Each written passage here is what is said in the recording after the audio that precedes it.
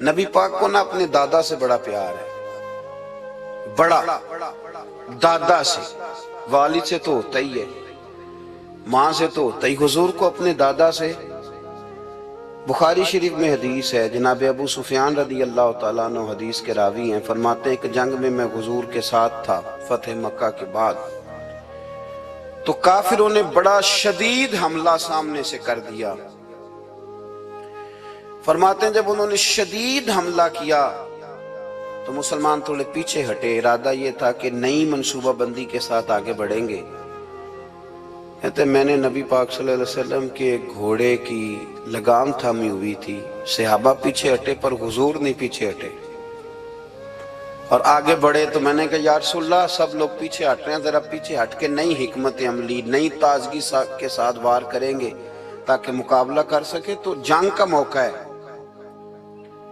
جنگ کا وقت ہے۔ اور حضور وہاں نعرہ کیا لگاتے ہیں؟ فرمایا پیچھے نہیں ہٹنا، کیوں؟ انا النبی لا کاذب، انا ابن عبد المطلب لا کاذب۔ فرمایا پیچھے نہیں ہٹنا ہے، ایک تو اس لیے نہیں ہٹنا کہ میں نبی ہوں اور یہ بھی سچ ہے، اور اس لیے بھی پیچھے نہیں ہٹنا کہ میں کوئی معمولی آدمی نہیں، میں عبد المطلب کا پوتا ہوں۔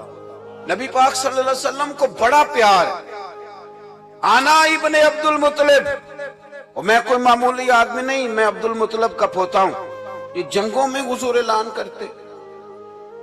اب دوسری کتاب دیکھی الوفا شریف میں اور شفا شریف میں حدیث ہے، حضرت عمر فاروق راوی ہیں، فرماتے میں کھڑا تھا، یہودیوں کا ایک بہت بڑا عالم ہے، زید بن دسنا اس کا نام ہے، حضرت بلال حبشی رضی اللہ تعالیٰ عنہ فرماتے ہیں کہ جب کہیں ضرورت پڑتی تھی تو ہم لوگوں سے قرضہ لیتے تھے، وہ ایک دن مجھے کہنے لگا مجھ سے قرضہ لے لیا کرو، میرے پاس پیسے پڑے ہوتے ہیں۔ میں نے اس سے قرضہ لے لیا نبی پاک صلی اللہ علیہ وسلم کے مہمانوں کے لیے، کیونکہ میری ذمہ داری تھی مہمانوں کی دیکھ بھال۔ آپ فرماتے ہیں کہ ابھی اس کے حضرت عمر فرماتے ہیں کہ وعدے میں 3 دن باقی تھے، میں حضور کے ساتھ تھا، وہ عالم تھا یہودیوں کا، تورات جانتا تھا، تو چوک میں اس نے کھڑا کر لیا اور کھڑا کر کے کہنے لگا نبی کریم صلی اللہ علیہ وسلم سے کہ میرے پیسے دیں۔ تو حضور صلی اللہ علیہ وسلم نے فرمایا کہ ابھی تو 3 دن باقی ہیں وعدے میں، انشاءاللہ وعدے پہ دے دیں گے۔ میں نے جو مضمون چھیڑا ہے وہ میں نے مکمل کرنا ہے، آپ میری بات پہ توجہ کرنا۔ میں کہہ چکا ہوں کہ حضور کو دادا سے بڑا ہی پیار ہے۔ اب وہ یہودیوں کا عالم کیا کہتا ہے نبی پاک کو، تانا کس طرح دیتا ہے، معاذ اللہ ثم معاذ اللہ، نقل کفر نہ باشا۔ جب حضور نے کہا نا ابھی 3 دن باقی ہیں، تو کہنے لگا جی معاذ اللہ ثم معاذ اللہ، پھر معاذ اللہ، کروڑ دفعہ معاذ اللہ۔ کہنے لگا جی عبد المطلب کی اولاد کا طریقہ یہ ہے، پیسے لے لیتے ہیں پھر واپس نہیں کرتے، ہے نا اشتعال والی بات۔ یعنی ویسے ہی آپ کسی کو کہیں کہ تیرے دادے کی اولاد ساری کا طریقہ ہی وہ گرم ہو جائے گا، اور اگر یہ کہہ دیا جائے اس ذات کے بارے میں جس سے آپ پیار بھی عشق کی حد تک کرتے ہوں، تو اب تھپڑ تو بنتے ہیں نا 4، اب ڈنڈا تو بنتا ہے نا۔ لیکن میرے نبی پاک اشتعال میں نہیں آتے تھے، مزاج نہیں تھا رسول کریم کا۔ نبی کریم صلی اللہ تعالیٰ علیہ وسلم اتنی بڑی بات کر دی کہ حضرت عمر کہتے ہیں میں نے یوں کر کے تلوار پہ ہاتھ رکھا، نکال لی نیام سے باہر، گردن اڑاؤں گا اس گستاخ کی۔ رسول کریم نے فرمایا عمر یہ تو کیا کر رہا ہے، تیرے تو ذمہ یہ تھا کہ تو اسے نرمی کا کہتا اور مجھے پیسے دینے کا کہتا، اب اس طرح کر، اسے فلاں جگہ لے جا، وہاں کھجوریں پڑی ہیں تول کے دے دے، چل 2 کلو زیادہ بھی دے دینا۔ حضرت عمر فاروق رضی اللہ تعالیٰ عنہ کہتے ہیں میں نے کہا حضور زیادہ کس بات کی، میں تو پوری بھی ذرا ناپ تول کے دوں گا، اور احتیاط سے کس بات کی زیادہ، اس نالائق کو زیادہ دوں؟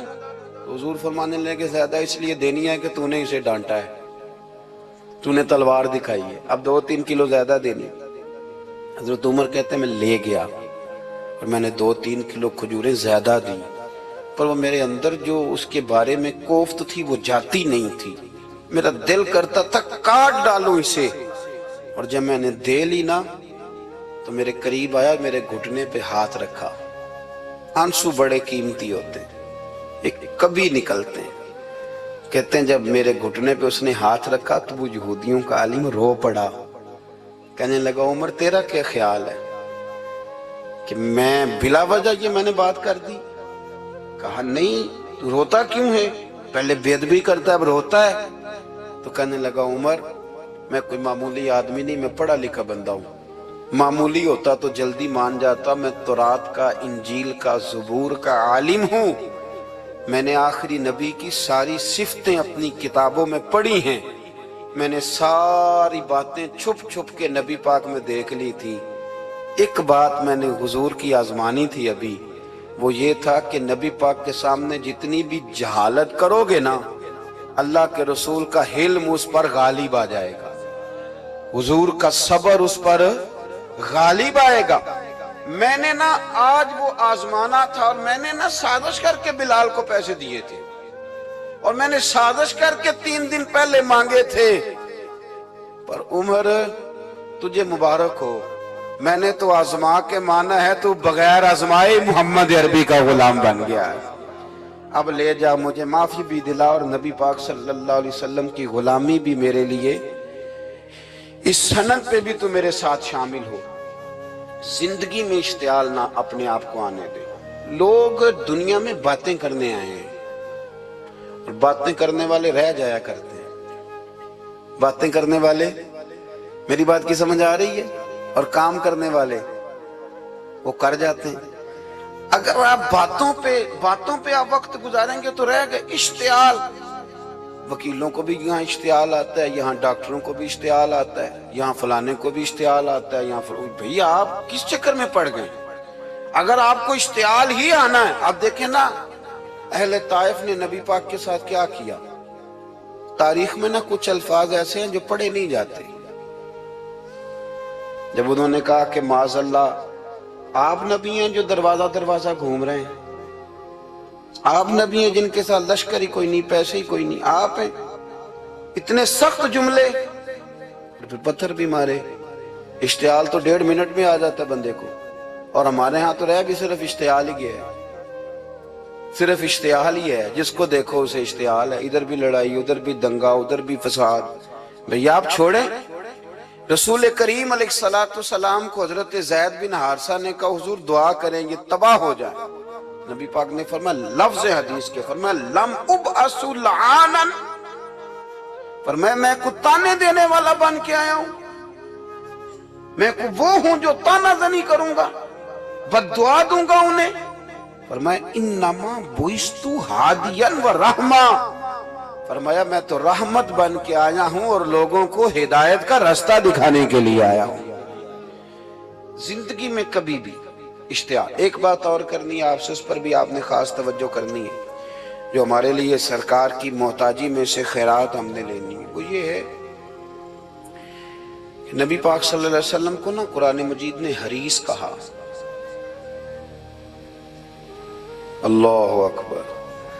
یہاں شاید آپ مجھے کہہ دیں تو میں ناراض ہو جاؤں، لیکن قرآن نے کہا حریص علیکم بالمؤمنین رؤوف الرحیم۔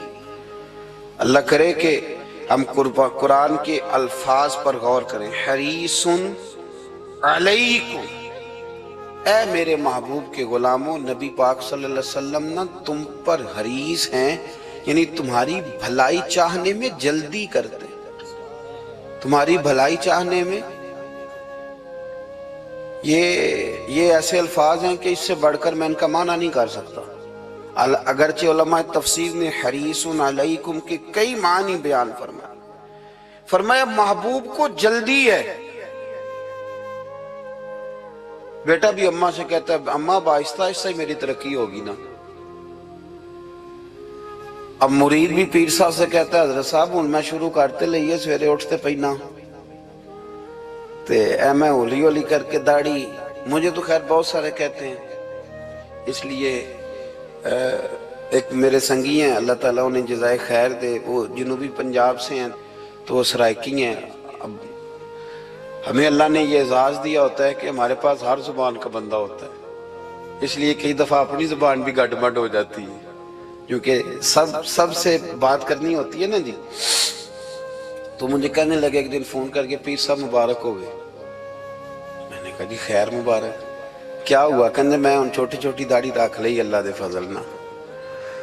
میں کہا چلو میں تیری مبارک قبول کیتی تو مہربانی کری انہوں کھاد شاد پاندہ رہی تاکہ تھوڑی بڑی بھی ہو ہی جائے کہ جو مبارک ہوئے. میں چھوٹی چھوٹی میں کہا چلو اللہ کریم خیر کرے گا بڑی بھی ہو جائے. حالانکہ داڑھی کا کوئی وزن ہی نہیں ہوتا.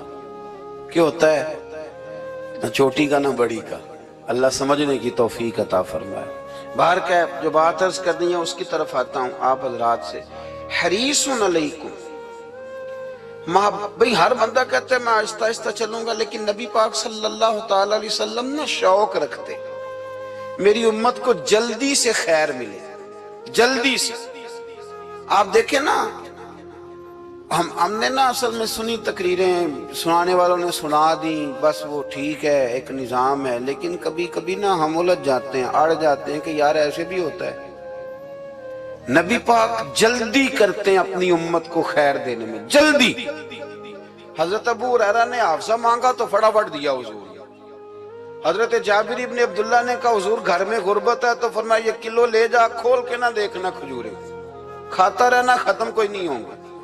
جس نے جو مانگا نا جو ذرا جلدی کر کے. مرنا ہے پھر قبر میں جانا ہے، پھر قیامت تک قبر میں لیٹنا ہے، پھر قبر سے اٹھنا ہے. وَإِذَا الْقُبُورُ بُعْثِرَتْ عَلِمَتْ نَفْسٌ مَا قَدَّمَتْ وَأَخَّرَتْ. پھر وہاں سے اٹھ کے حساب دینا ہے. حساب کے بعد جنت دوزخ کا فیصلہ ہونا ہے. اور میرے نبی پاک صلی اللہ علیہ وسلم کو بڑا شوق ہے امت جلدی جلدی جنت میں جائے، لہذا فرمایا ابو بکر تو بھی جنتی ہے. حضور وہ قبر، وہ اٹھنا، وہ حساب کتاب، فرمایا میں جانوں اللہ جانے. عمر تو بھی جنتی ہے، عثمان بھی جنتی ہے، علی بھی جنتی ہے، طلحہ بھی جنتی ہے، زبیر بن عوام بھی جنتی ہے، طلحہ بن عبید اللہ بھی جنتی. 10 بندوں کو نہ کھڑے کھڑے جنت. امام حسن اور حسین پیچھے کھیل رہے تھے تو پوچھ لیا کسی نے حضور یہ 10 تو جنتی ہیں، تو فرمایا جو پیچھے ہیں تو کہا سید الشباب اہل الجنہ، یہ جنتی ہیں اور یہ جنتیوں کے سردار.